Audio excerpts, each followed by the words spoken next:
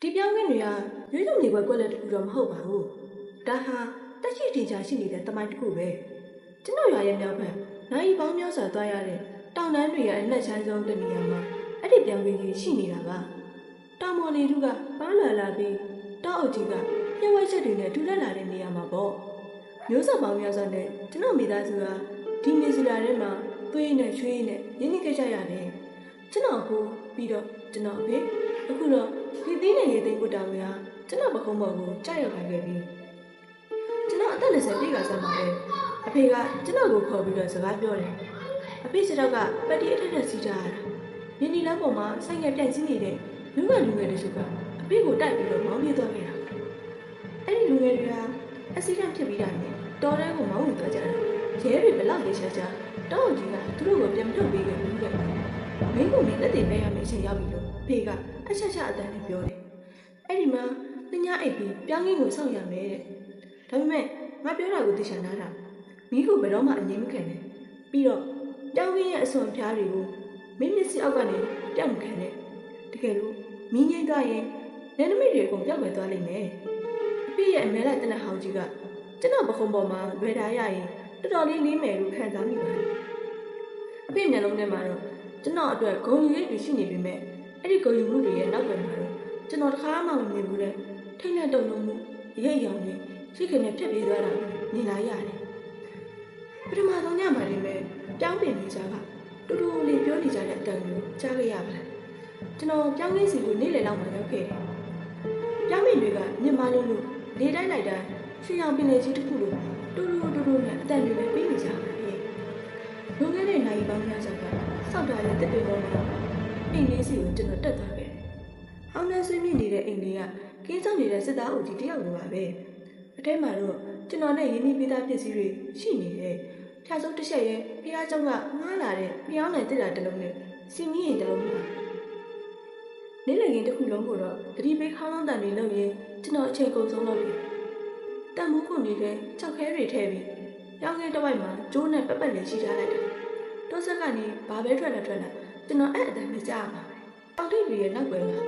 လေွယ်သွားတာနဲ့လေတူးကရေခဲလိုအေးဆက်လာတယ်။မြေပြင်မှာမိမုံကြီးကိုမွေးလိုက်တယ်လို့အပေါ်တက်ကစီမီးရင်ကိုလည်းကျွန်တော်ထိုးညှိလိုက်ပါတော့တယ်။ပထမဆုံးညဟာရေတွေနဲ့ကစားရနေတယ်လို့ပါပဲ။ကျွန်တော်တစ်ပင်ပေါ်ကအိမ်လေးရဲ့အဆိုမှထိုင်နေစီဂရက်လိတ်ကိုဖာနေနေ။ကြောင်းခင်းပေါ်မှာကောက်ခုံနေတဲ့မိဘုံရဲ့လေမုံရောင်လင်းနှန်းတွေကိုရင်းကြည့်နေခဲ့တာပေါ့။ကျွန်တော်ခဏတစ်ပြုတ်မိရနဲ့အိပ်လို့သွားပါမယ်ရုတ်တရက်စီးချက်ချက်ထွက်ပေါ်လာတဲ့6ဆိုတဲ့အတန်ကြောင့်လက်လို့လာခဲ့တယ်။ဒါကျွန်တော်စဉ်းစားတဲ့တတိပေခေါင်းလုံးတန်တွေပဲကျွန်တော်တက်မီကိုအမြန်ဆွဲယူပြီးကြောင်းလေးတစ်ခုလုံးကိုဝှေ့ရန်ထိုးကြည့်လိုက်တယ်။ဘာမှမရှိဘူးဒီတက်နေတဲ့အတန်ပဲဒါပေမဲ့အနက်လေးနဲ့အခါမှာတော့ထူးဆန်းတာတစ်ခုကိုတွေ့လိုက်ရတယ်။ကြောင်းလေးရဲ့တနေရာမှာပြောင်းပင်တွေကနင်းချေခံရတာမျိုးမဟုတ်ဘူး။ပြောင်းမှုအဖျားပန်းတွေကအောက်ဘက်ကိုတိမြုပ်ကိုင်းနေကျိုးနေတာတဲ့ကြည့်ရတာရန်ကိုအရက်ချင်နေတဲ့အရာတစ်ခုကကျွန်တော်အိပ်ပျော်နေတာကိုမုတ်ကြည့်ဖို့အတွက်အဲ့ဒီပြောင်းပင်တွေကိုပြချလိုက်တဲ့အတိုင်းပဲလူရမြောက်တွေကတနေ့လုံးကိုလေးနဲ့ထိုင်းမိုင်းနေတယ်တောအုပ်ကြီးရဲ့အိတ်စိတ်မှုကအကြက်တန်းအောင်ကြားရမှတဲ့၆ချာဖို့ကောင်းလာတာနေဝင်သွားတဲ့အချိန်မှာတော့ပြောင်းပင်အဆက်ကတစ်ပင်တွေနဲ့တူမနေတော့သူတို့ကအလင်းရောင်ကိုလှမ်းဖမ်းဖို့စူးစမ်းနေတဲ့ဘိန်းပန်နေတဲ့လူတရတရဝါကြီးတွေလိုဖြစ်နေတော့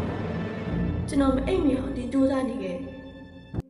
ရေတွေတောက်တယ်တသားစင်ဒီပေါ်မှာခောက်ပြောင်းလမ်းချောက်တယ်ဒါပေမဲ့ရုတ်တရက်ဆိုလို့တဘာဝမကြတဲ့ဘုံချိမှုကြီးကကျွန်တော်ကိုလမ်းမိုးသွားခဲ့တယ်ကျွန်တော်ဖျားပေါ်ကိုခွေကနေလဲကျသွားပြီးရင်းနဲ့ထဲကိုနစ်မြုပ်နေတဲ့အိမ်မက်ဆိုကြီးကိုမက်နေခဲ့တော့တယ်မနေ့အစိုးကြီး2နာရီမှကျွန်တော်ဝုန်းကနေထားတယ်လိုက်ရင်းမက်တွေ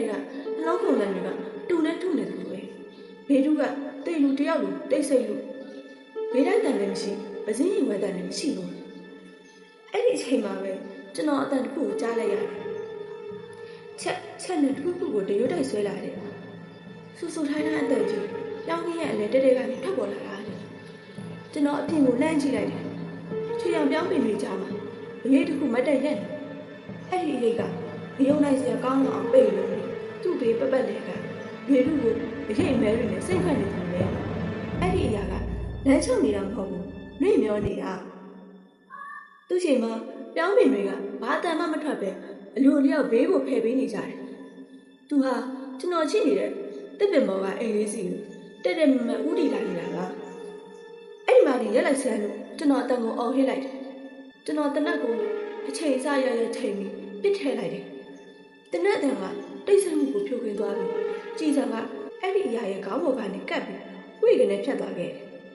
မျက်စိတမိတ်အတွင်းမှာပဲအဲ့ဒီရိတ်ကြီးကတက်ွယ်သွားတယ်ဒါပဲအဖေသတိပေးခဲ့တဲ့ကြောက်စရာကောင်းတဲ့အမကြီးကိုကျွန်တော်သတိထားမှုလိုက်မိဘကြီးငိမ့်သွားပြီးပြပုံမိချင်မဲ့ကြံတော့တယ်ကျွန်တော်ကပြောင်းရင်းကိုပဲအာရုံစိုက်နေလို့မိဘနဲ့ထင်းထက်တဲ့ပေါ်လာမေ့သွားခဲ့တာသူ့ရဲ့မျက်လုံးတွေကတော့ဟောင်းနှမ်းနေတဲ့စက်ကူကြက်ပေါ်မှာမီးနဲ့အပေါက်ဖောက်ထားတယ်လို့အခေါင်းမောင်ကြီးတွေအတိုင်းပဲကျွန်တော်မှတနက်ကြည်စံအသက်ထဲမှာအချိန်မရှိတော့ဘူးအဲ့ဒီအချိန်မှာကျွန်တော်လက်လန်းမိရမှာရှိတဲ့တခုတည်းသောအရာ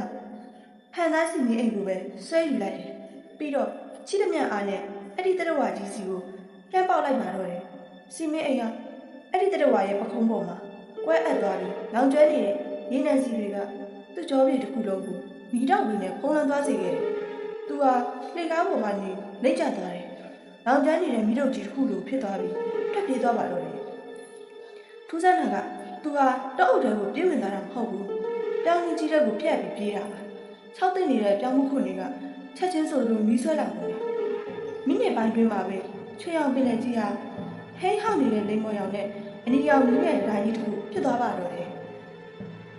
မီးတောက်တွေရဲ့အပူချိန်ကပြေးထန်လို့ကျွန်တော်တစ်ပင်ပေါ်ကနေအမြဲဆင်းပြီးနေနေလမ်းမကြီးစီကိုအတင်းပြေးခဲ့ရတယ်။အရာအလုံးပြီးဆုံးသွားချိန်မှာတော့ကျွန်တော်ဟာကားဟောင်းကြီးလေးမှာရက်နေပြီးမိသားစုရဲ့ရိုးစက်ပေါင်းရစားလက်စိတ်ကမ်းလာတဲ့ငွေနှစ်တွေကိုပြကျသွားတာကိုပဲငေးကြည့်နေမိခဲ့တယ်။ဟိန်းဟောက်နေတဲ့မိတောက်တန်တွေကြားမှာဟိုတောင်တန်းတွေစီလေးပါသားတဲ့ဒရဝါကြီးရဲ့အဟစ်တန်ကိုလည်းကျွန်တော်ကြားနေရတော့လေ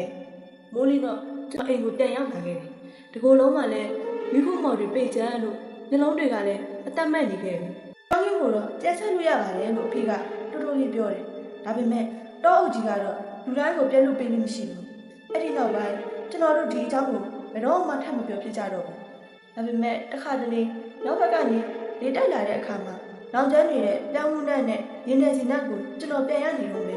ပြီးတော့ကျွန်တော်တွေးမိတာတစ်ခုရှိတယ်အဲ့တုန်းကကြောက်ဆုံးသွားတဲ့လူငယ်တွေကအခုထိတောထဲမှာရှိနေတော့လားတကယ်တော့မရှိတော့တဲ့အဲ့ဒီပြောင်းလေးကြီးကိုသူတို့တွေခုထိစောင့်ရှောက်နေကြရတော့လားဆို